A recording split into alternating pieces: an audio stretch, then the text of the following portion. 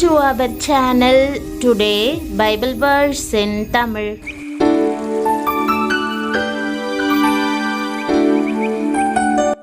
இன்றைய வசனம் லேவியராகமம் 26ஆம் அதிகாரம் 7ஆம் வசனம். கிறிஸ்துவுக்குள் பிரியமானவர்களே, துரத்தப்பட்டவர்கள் இனி துரத்துவோராவார்கள். இன்று கர்த்தர் உங்களுக்கு ஒரு வாக்கு கொடுக்கிறார். உங்கள் சத்துருக்களை துரத்துவீர்கள். ஒரு காலத்தில் உங்களை துரத்தியது இனி உங்களுக்கு முன் ஓடும். இது எப்படி சாத்தியம்? இதுதான் கர்த்தர் உங்களுக்கு கொடுக்கிற வாக்குதத்தம். உங்கள் சத்துருக்களை துரத்துவீர்கள். அவர்கள் உங்கள் முன்பாக பட்டயத்தால் விழுவார்கள். துரத்துவீர்கள் என்று கர்த்தர் அன்போடு நமக்கு வாக்களிக்கிறார். நாம் சத்துருக்களால் துரத்தி அடிக்கப்படாமல் கர்த்தர் தருகிற பலத்தினாலே நாம் அவர்களை துரத்தி முறியடிப்போம். ஒரு வழியாய் நமக்கு விரோதமாய் வருகிறவர்கள் 7 வழியாய் புறப்பட்டு ஓடுவார்கள்.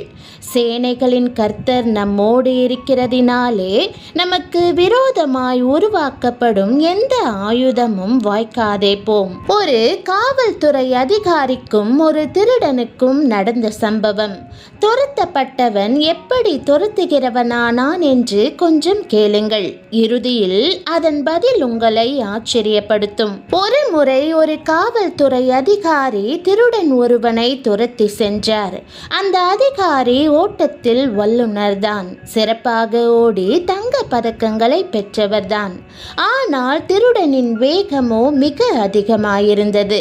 அந்த அதிகாரி ஆச்சரியப்பட்டு ஒலிபெருக்கியில் கீழ்கண்டவாறு அறிவித்தார்: உன்னை கைது செய்ய விரும்பவில்லை.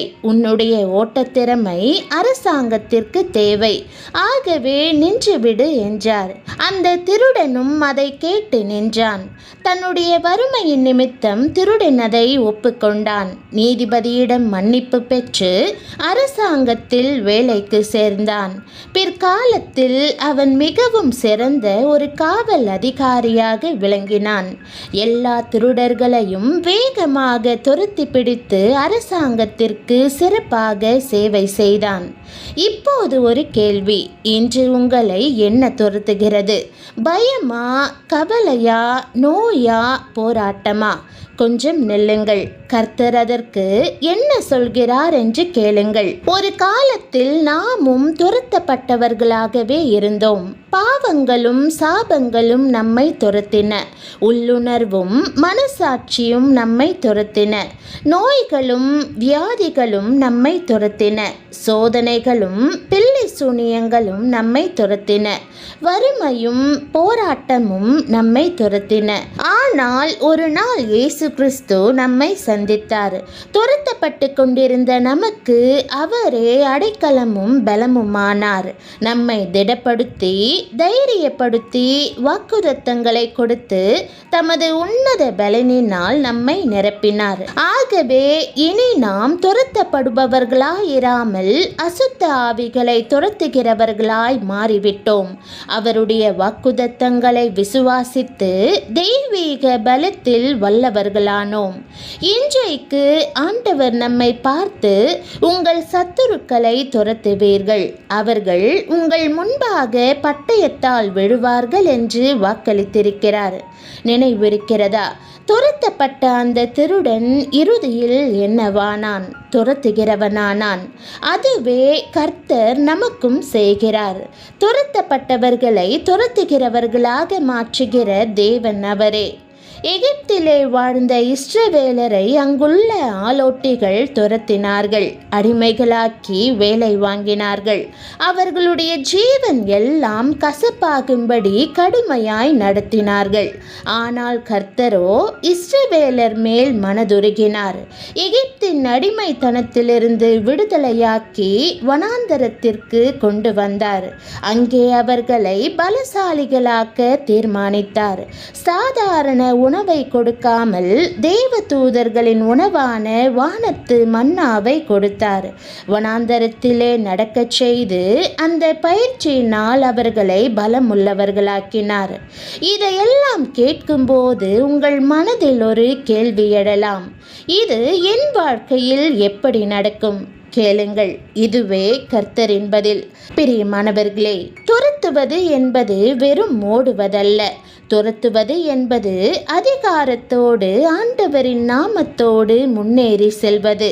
சத்துரு உங்களை கண்டு நடுங்குவான், உங்கள் பலனை கண்டல்ல, உங்களோடு இருக்கிற கர்த்தரை கண்டு நடுங்குவான். ஏனென்றால் சேனைகளின் கர்த்தர் உங்களுக்கு முன்பாக நடக்கிறார். அவர் போகும் இடத்தில் எந்த சத்துருவும் நிற்க மாட்டான். யோசுவாவின் நாட்களில் இஸ்ரவேலர் கானான் தேசத்தை நோக்கி முன்னேறினார்கள். அவர்களுக்கு முன்பாக பலமான மக்கள், உயரமான மதில்கள், வலிமையான சேனைகள் இருந்தன.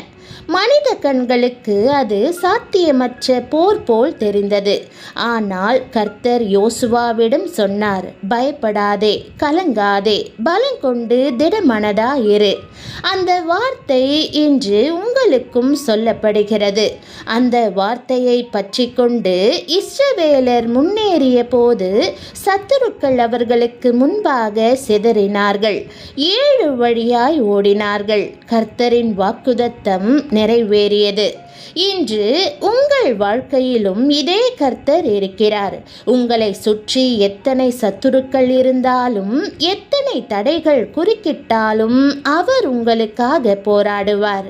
நீங்கள் செய்ய வேண்டியது என்னவெனில், அவரை விசுவாசித்து முன்னேறுவதே. பின்வாங்காதீர்கள், சோர்ந்து விடாதீர்கள். ஒரு வழியாய் வந்த சத்துரு 7 வழியாய் ஓடுவான்.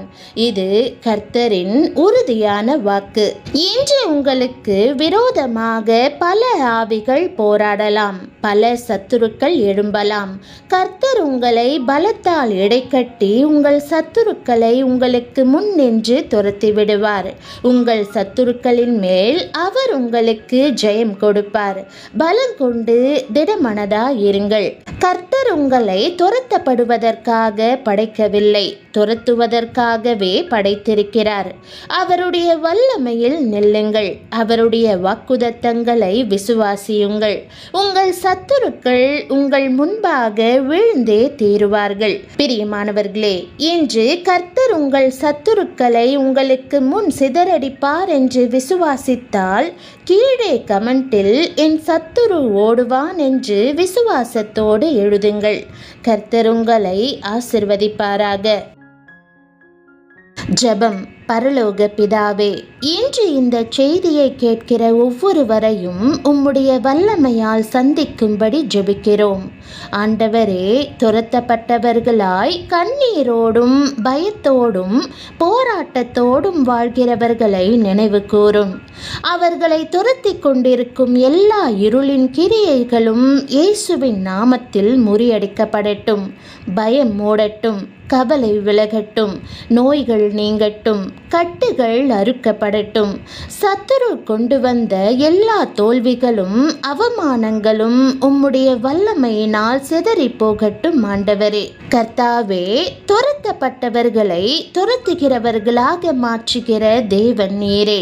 பலவீனமாயிருக்கும் உம்முடைய பிள்ளைகளை பலத்தால் இடைக்கட்டி எழுப்பும். சோர்ந்து போனவர்களுக்கு புதிய பலன் தாரும். கலங்கிய இருதயங்களுக்கு தைரியம் தாரும். அவர்களுக்கு எதிராக எழும்பும் எந்த ஆயுதமும் வாய்க்காதபடி காத்தருளும். ஒரு வழியாய் வருகிற சத்துரு 7 வழியாய் ஓடும்படி உம்முடைய கரம் செயல்படட்டும். ஆண்டவரே, இந்த நாள் முதல் அவர்கள் துரத்தப்படுகிற வாழ்க்கையில் அல்ல, ஜெயத்தின் வாழ்க்கையில் நடக்க செய்யும். அவர்களுடைய குடும்பங்களில் சமாதானத்தை கட்டளையிடும். கட்டுப்பாடுகளுக்குள் இருந்தவர்களுக்கு விடுதலையை அருளும். இருளின் நடுவில் ஒளியாக நிற்கும் கிருபையை தாரும்.